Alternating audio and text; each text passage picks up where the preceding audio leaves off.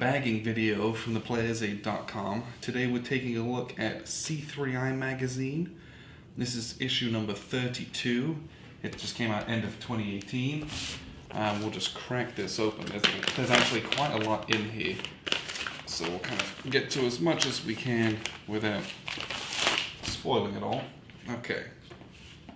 If you've never had C3i, it's a really neat, it's a really good resource, as much as it is kind of a magazine. Basically, it's put out by Roger McGowan, and they spend a lot of time every year putting together articles, interviews, standalone games, a lot of errata counters for GMT games, things like that as well. And alternates, variants, scenarios, you get a lot of that stuff in here. So it's not just something to read, there's a ton of gaming stuff in here as well, which is awesome. So on the front you have Battle of Issy, 1815, which is in the Napoleonic Wars. So that's the standalone game in here. And on the back you have Gettysburg, which is by Mark Herman, and it's Gettysburg, another standalone game. So in this issue you have two standalone games. Gettysburg's one I've actually played. We played that at WBC with Mark this year. It's a small, it's kind of a small map, quick game. You play it in half an hour over lunch. Issy's a little bit bigger. I think it's like twice as large, but still something I'm excited to take a look at. Again, don't do a lot of Napoleonic wargaming, so this will be a nice small introduction to a new series, a new system, and kind of what we've got on here. So what we'll do is we'll get to the magazine and its contents here in just a second, but you'll notice there's just a ton of cardboard and paper. And we'll just kind of look at these bits and pieces here. Let's see if there's any good order to these. Okay. So first off, usually you're going to get at least one counter sheet here. And the counter sheet has, and we'll see if we can't see it here. Alright. Usually it tells you a lot of what everything is. This one doesn't seem to do that as much, at least on the front. So here you've got this. These are the Gettysburg counters, and this is it. There's not a lot to it. You have your pieces, and then a couple of markers, and that's it. This is a small game, nice and easy. I believe Battle of Issy, I want to say that's these ones over here. And I'm not confident about that. It might be all of the rest of these. I'm not sure about these though. But down here, for example, this is what I'm talking about. You get, so this is Holland 44. These are some, these are either errata or alternate counters, but usually you get a lot of these things. Like I've gotten updated Empire of the Sun counters before, alternate ones. So these are the counters. These are very standard, printed on the grey, thick grey card. You'd expect from GMT, so you just put those in your games.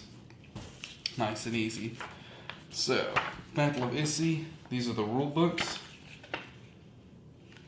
Or some back issues. So this is let's see, 14 pages of rules with scenarios in this end. So it's a full-blown rule book, just like you'd expect in a normal game.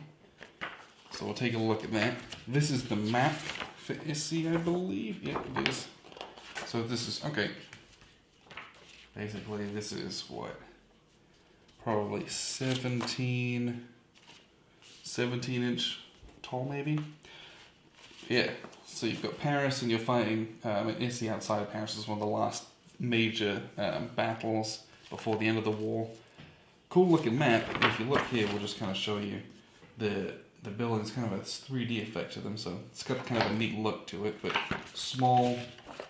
Again, it's an introduction to this series, which is nice, which is the Jour de Gloire. Who knows? I don't know how to pronounce that. That's the best you're going to get from me. Here we have Gettysburg rulebook, and this is actually nice that they've printed these separately.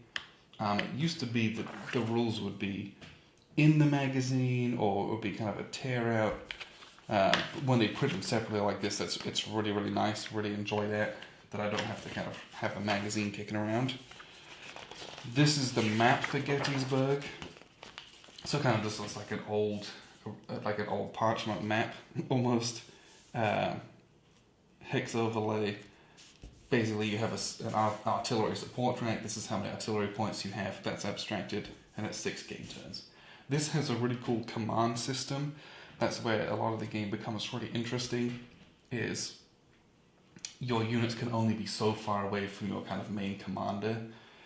So based on where the commander is, you can try and outflank them because they can't move their units far enough. This is a really, really neat game. This is a quick one. This is one I can talk to. That was a very, very cool one.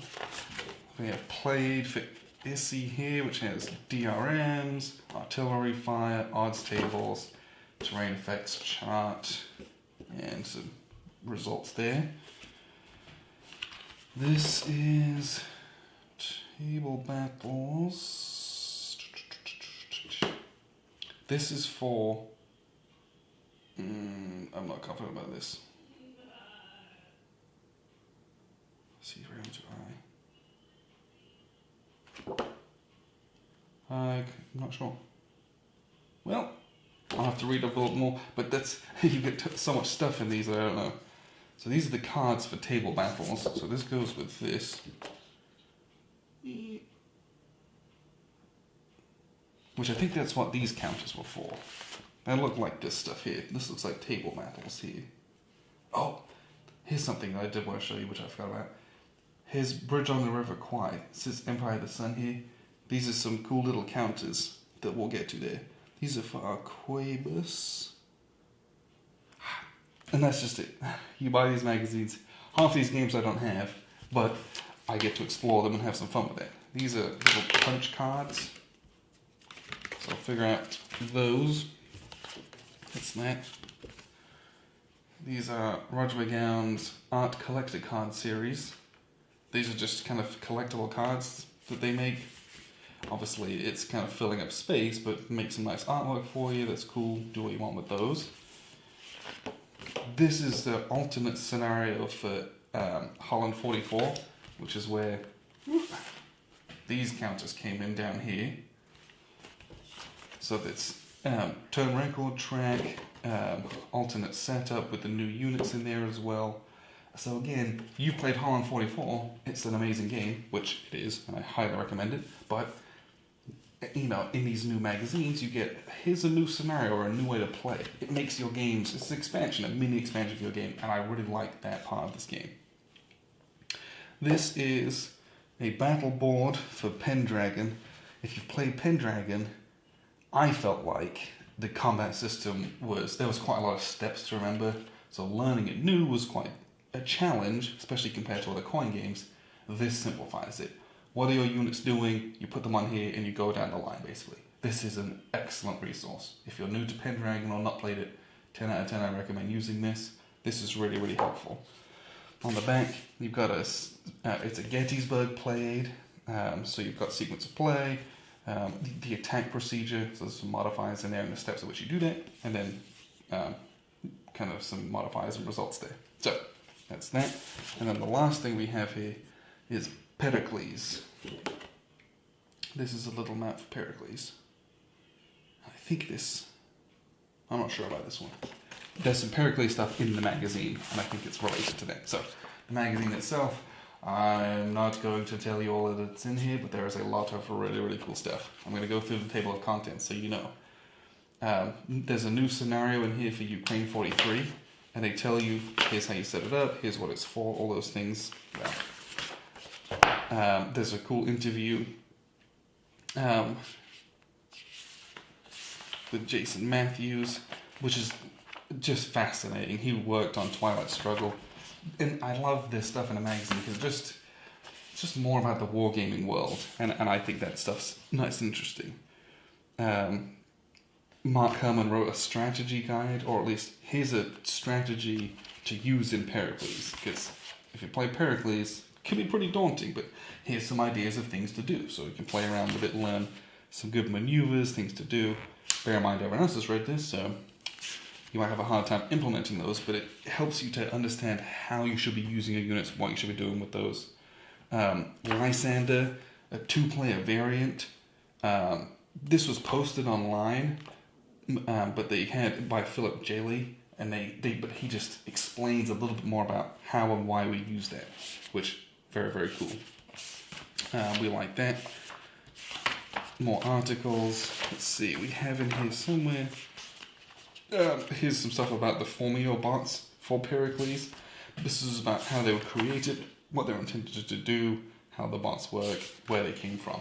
Also, very, very interesting. Same thing, some stuff about the Erasmus bots in Empire of the Sun. Designer interview with Volker Runke. Excellent. I've actually had this copy for a while. This is just a fresh one, but excellent interview. Always love that. Here's stuff about that northern scenario. We saw the counters and the played for the setup. Just kind of giving you like an introduction to that. These are all back issues and the games that come with them.